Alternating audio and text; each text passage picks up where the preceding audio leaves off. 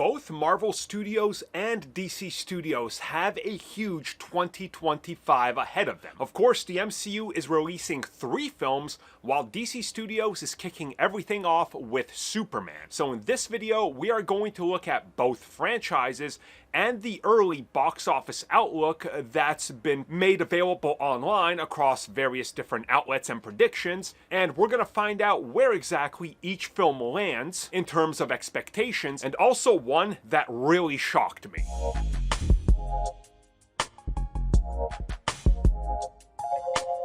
So as always, at the start of the year, there are general outlooks at the biggest blockbusters releasing this year, and of course a retrospective on last year and what happened, and even other years prior are brought into this to sort of look at the franchises, look at the trajectories, look at everything, and sort of come up with early box office outlooks for specific films and what franchises they go into.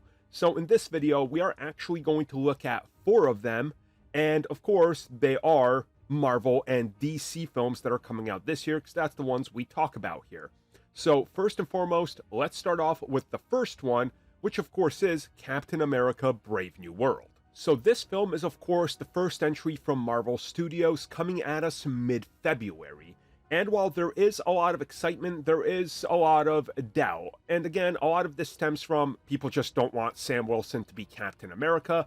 Others are questioning why exactly is this film, which started production way before Deadpool and Wolverine, releasing almost a year after it. There's just a lot of questions here.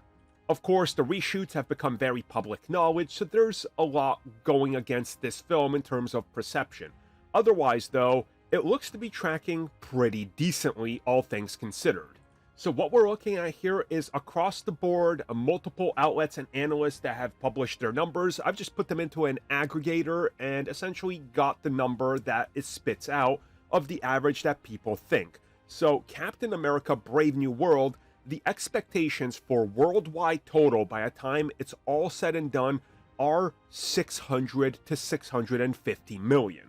Now, I've already seen people claim that this automatically makes the film a failure, which doesn't make sense. Captain America: The Winter Soldier made 714 million in its entire run, and that was at the peak of the MCU in that post-Avengers release hype.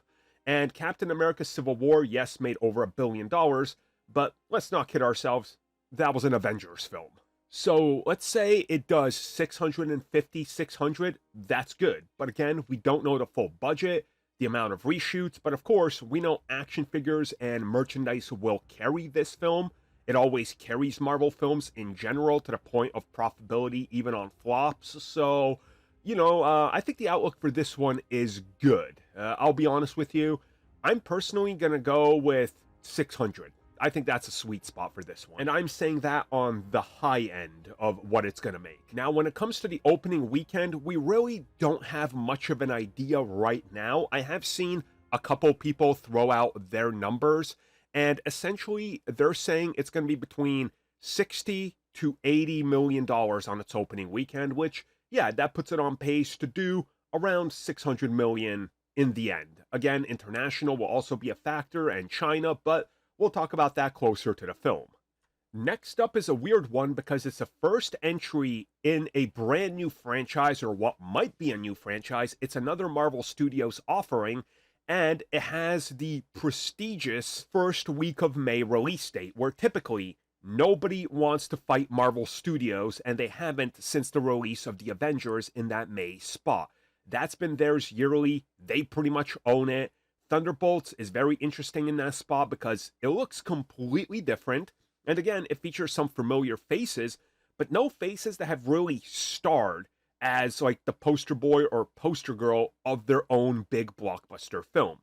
With that in mind, the box office opening weekend is set to be anywhere between 50 to 75 million on the high end, which I think is exactly where I think most people, including myself, placed it. And in terms of the entire theatrical run and outlook, again, we don't know if they're going to be able to do China and all that because of the whole Taskmaster thing. They might not. It could always change right before the release of the film. the outlook for this film is looking like 475 to 600 max. Again, that's not bad for a brand new franchise starring a bunch of super B-listers at this point in the MCU, and multiple of them that were honestly not really pushed to the forefront. So we'll see how Marvel markets this and whether they do a giant blitz. But again, I don't think these numbers are bad. I think they're pretty decent, all things considered. Next up, and this is a weird one because Superman has a ceiling. Even Superman crossing over with Batman, who has hit that billion-dollar mark, but that's not his ceiling, as less of his films have not actually managed to hit that. The two crossing over couldn't do it. The last iteration of Superman couldn't do it. No iteration of Superman has, in fact, done it. So let's talk about the opening weekend, which is right now predicted to be $120 to $180 million. Again, people are riding super high on this film, no pun intended. And some of these outlooks are honestly quite shocking, but they're all rather high. Now, a lot of this is based on James Gunn's previous poll, from Guardians 1 to Guardians 2 to Guardians 3. And of course, James Gunn having his name plastered all over this being a new take on Superman, looking brighter, the trailer impressions and shares and all that. So, is it at all going to surprise you when I tell you that the box office outlook for Superman on the low end is $925 million, and on the high end, $1.2 billion. If this film comes close to the low end expectation, this is going to be, without a doubt, the smartest choice WB and DC have ever made related to any film decision for any DC Comics character. And since we don't know the budget, again, that's going to be, up to discussion and closer to the release of the film. But having this high of a ceiling, oh man, they got to be wishing for the best, right? Like, you better hope this hits. You better hope that the reviews are on point and that people are going to this, because, man, these are some high expectations. I was personally saying 750 to 800 max, but if the low end is 900 million, man, we're going to have to wait and see. And the last up is Marvel Studios' Fantastic Four. So looking at this one, there's quite a few factors that everybody's bringing into it. The failed attempt at every other Fantastic Four and how they always underperform. The stink of the last Fantastic Four. And also there's a lot of doubts in general because Marvel Studios. So people are looking at the previous films that have released over the last couple of years. So you got Ant-Man and the Wasp: Quantumania, 476. You got Guardians 3, 845. You got The Marvels, 206. And Deadpool and Wolverine at 1.33 billion. So people are looking at this and stating the opening weekend will be anywhere between 70 and 90 million, which again is great. And the total outlook for box office is between 550 and 700 million.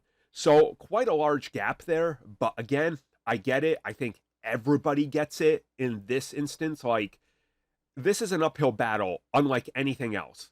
There's also a perception that the Fantastic Four are boring, and there's just such a unknown factor when it comes to this franchise that this honestly makes sense. I was personally placing this as 600 on the dot because I think it's going to be a big deal, but people got to get away from the notion that $1 billion or you're a failure. Because in today's day and age, this means that everything but 3 films last year were failures. Do you see how dumb that sounds when you put it into perspective? I think Marvel Studios' $1 billion after $1 billion after $1 billion the last decade has rotted people's minds. We got to get back to 500 million is great, 600, oh my god, 700 is, what are you doing? This is a bona fide franchise, get back to it. Anything more than that, I mean, it's obviously a big deal. So We'll talk about this as we get closer to it. What do you guys think about all these numbers? Where do you think they're going to land? Let me know down below.